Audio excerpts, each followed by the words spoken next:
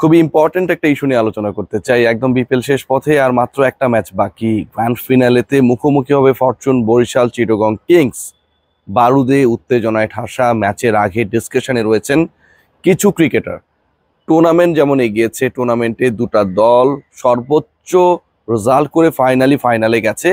ঠিক একই সাথে এই দলগুলো এত দূর আসার পেছনে শুধুমাত্র এই দুটা দল না, অন্য যে দলগুলো ছিল যারা প্লে অফে খেলেছে, কিছু কিছু ক্রিকেটারের অসম্ভব ভালো কন্ট্রিবিউশন এখানটায় কাজ করেছে। যিনি বা যারা এই কন্ট্রিবিউশনে বড় অবদান রেখেছেন তাদের মধ্য থেকে একজন টুর্নামেন্টের সেরা ক্রিকেটার হবেন। লাস্ট এডিশনে আমরা দেখেছিলাম Tamim Iqbal Khan, he was the best cricketer of the tournament. এবার কে হতে যাচ্ছেন, এবার কারার ডিসকাশনে? তামিম এবারও কি আলোচনায় রয়েছেন কিনা? তার দল তো ফাইনালে। সবকিছু নেই এই ডিসকাশন। এবং এবারের যদি আমরা টপ চার্ট আলোচনা করতে চাই, আমার কাছে মনে হয় 7 থেকে 8 জন ক্রিকেটারের নাম সবার আগে আসে। কে হতে পারেন সেই আলোচনায় আমার কাছে মনে হয়, যদিও কোয়ালিফায়ার 2-তে খুলনা বিদায় নিয়েছে শেষ বলে অসম্ভব একটা নাটকীয়তার জন্ম দিয়ে আলিস আল ইসলাম 4 মেরে দিয়ে, প্রয়োজনও ছিল 4 রান, দলকে জিতিয়েছেন। চিটাগং কিংস ফাইনালে উঠেছে।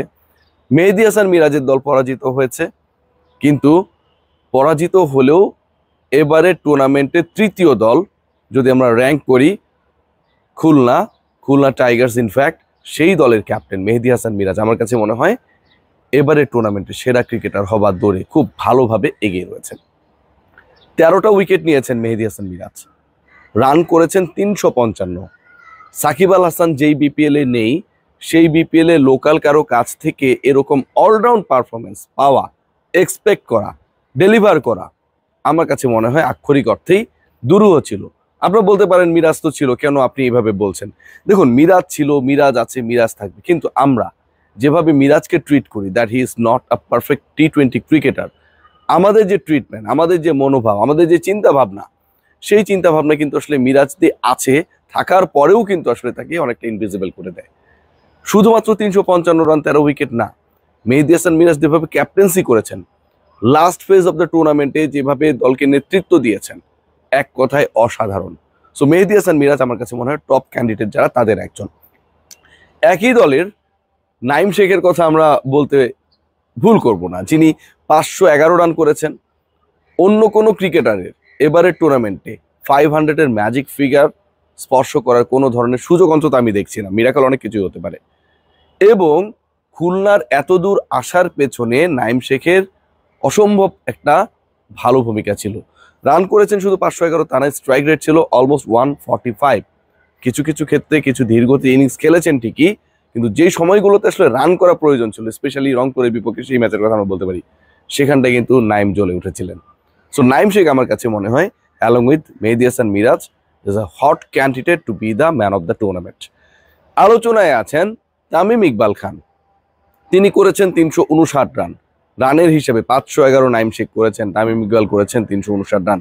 খুব যে গুরুত্বপূর্ণ বা খুব যে আহামরি একটা পারফরমেন্স সেটা আমরা বলতে পারি না, কিন্তু 3টা 50 করেছেন, দলকে জিতিয়েছেন, অ্যাঙ্করিং রোল প্লে করেছেন। ক্যাপ্টেনের রোলটা আমার কাছে মনে হয় এখানে খুব ক্রুশাল হয়ে গেছে। যেই কাজটা করতে গিয়ে তুলনামূলকভাবে অন্য দলের ক্যাপ্টেনরা হোঁচট খেয়েছেন, ম্যানেজমেন্ট হোঁচট খেয়েছে। একই সাথে Tamim Iqbal, he played the role as a captain and as a role of a coach or management. কিভাবে সেটা তিনি করেছেন, কোচের ভূমিকা বা ম্যানেজমেন্টের ভূমিকায় কিভাবে একজন ক্যাপ্টেন চলে গেলেন। দেখুন, বাইরের যে রিক্রুটগুলো, যে ক্রিকেটাররা এখানটা এসেছেন, খেলেছেন, গিয়েছেন, আবার এসেছেন, পুরোটা কিন্তু একটা কানেকশন মেনটেন করার ব্যাপার রয়েছে। সেখানটায় মিজানুর রহমান বাবুল অথবা ফরচুন বরিশালের মালিক মিস্টার মিজানুর রহমান, এই দুজন কিন্তু স্পেসিফিক্যালি কোনো রোল প্লে করতে পারেন নাই। পুরো ব্যাপারটাই ডিল করেছেন তামিম ইকবাল খান একাই। শুধু কাইল মায়ার্সের একটা এক্সাম্পল দেওয়া যেতে পারে। তিনি এলেন, ফার্স্ট ফেজে খেললেন, মাঝখানে থাকলেন না, আবার শেষের দিকে তিনি অ্যাভেলেবেল হয়েছেন।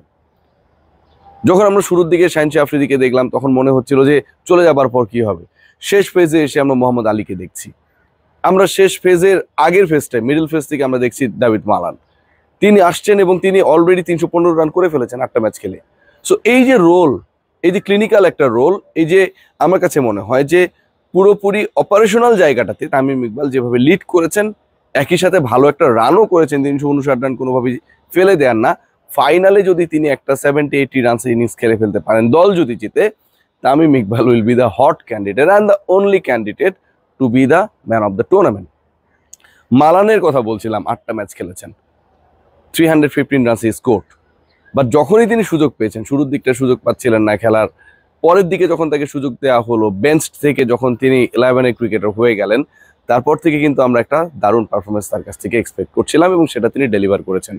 আগ্রাসী ব্যাটিং, তামিমদের ওপেনিংটা ভালো হচ্ছিল না, সেই জায়গাটায় পরবর্তী সময়ে এসে টপ অর্ডারকে স্ট্যাবল করার চেষ্টা করা, মিডল অর্ডার যে ব্যাটাররা নামছেন তাদের সাথে একই সাথে হ্যান্ডেল করে দলকে যত দূর সম্ভব চেজিং এর ক্ষেত্রে বলেন কিংবা হচ্ছে একটা good score to put in the scoreboard, প্রত্যেকটা জায়গায় কিন্তু মালানের একটা বড় রোল ছিল।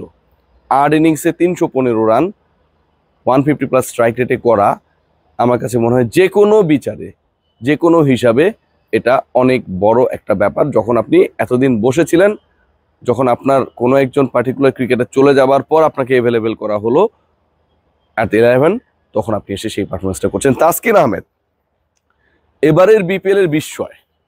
এবারের বিপিএল এর বিষয় বলছি এই কারণে যে দেখুন, সবচেয়ে বিস্ময়কর দলটা হচ্ছে তার ফ্র্যাঞ্চাইজি রাজশাহী। তাসকিন আহমেদ বিস্ময় কেন?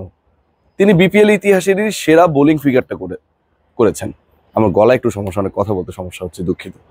19 রানে 7 উইকেট, বিপিএল ইতিহাসে এক সিজনে সর্বোচ্চ উইকেট নেবার রেকর্ড করেছেন 25টা। তাসকিনের দল যদি আউট হয়ে না যেত, আরো অন্তত 2টা থেকে 3টা ম্যাচ খেলার সুযোগ পেতেন, এই উইকেটের সংখ্যাটা 30-এ গিয়ে ঠেকত। বিশাল কোনো অভাবনীয় ঘটনা না ঘটলে তাসকিনের 25 উইকেটকে ক্রস করে চলে যাবার সম্ভাবনা আর কারণ নেই, আমি দেখছি না। তাসকিন যেভাবে 12 ম্যাচে 25 উইকেট নিয়েছেন, যেভাবে বিপিএল এর সেরা বোলিং ফিগার নিজের করে নিয়েছেন, এর থেকেও বড় দুর্বার রাজশাহী যত বিতর্কই হোক, একটা সময় তারা প্লে অফে চলে যাবে এরকম একটা ইকুয়েশন ক্রিয়েট করতে পেরেছিল। সেখানটাও তাসকিন অ্যাজ আ ক্যাপ্টেন, পরিবর্তিত ক্যাপ্টেন, যেভাবে রোল প্লে করেছেন, যেভাবে দলটাকে একতাবদ্ধ রেখেছেন, পারফর্ম করিয়েছেন, লোকাল ক্রিকেটারদের নিয়ে কোনো বিদেশি ছাড়া মাঠে নামিয়ে রংপুরের মতো একটা চ্যাম্পিয়ন দলকে হারানোর ক্ষেত্রে একটা ফ্রন্টলাইন রোল প্লে করেছেন, এক কথায় অসাধারণ। তাসকিন আহমেদের নাম এই লিস্ট থেকে, এই চিন্তা থেকে, এই ভাবনা থেকে বাদ দেবার কি কোনো সুযোগ রয়েছে? Definitely not.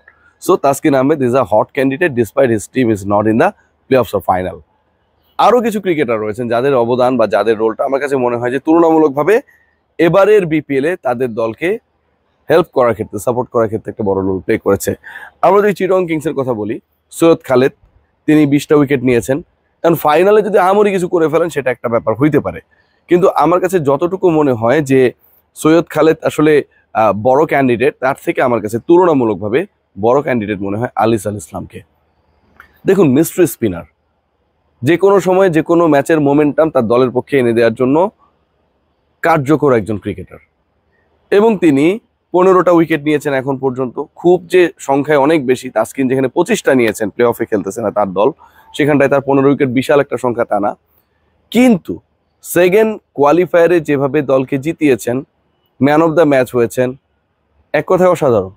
ফাইনালেও যদি এরকম কিছু একটা তিনি ঘটিয়ে ফেলেন, একটা 5 মেরে দিলেন, অথবা 3 উইকেটের সাথে 20-25 রান করলেন, যেটা হচ্ছে বরিশালকে হারিয়ে দিল, চট্টগ্রামের ক্ষেত্রে বড় একটা রোল প্লে করলো, তাহলে কিন্তু definitely he will be a biggest candidate for being the man of the tournament. দেখা যাক শেষ পর্যন্ত কি হয়।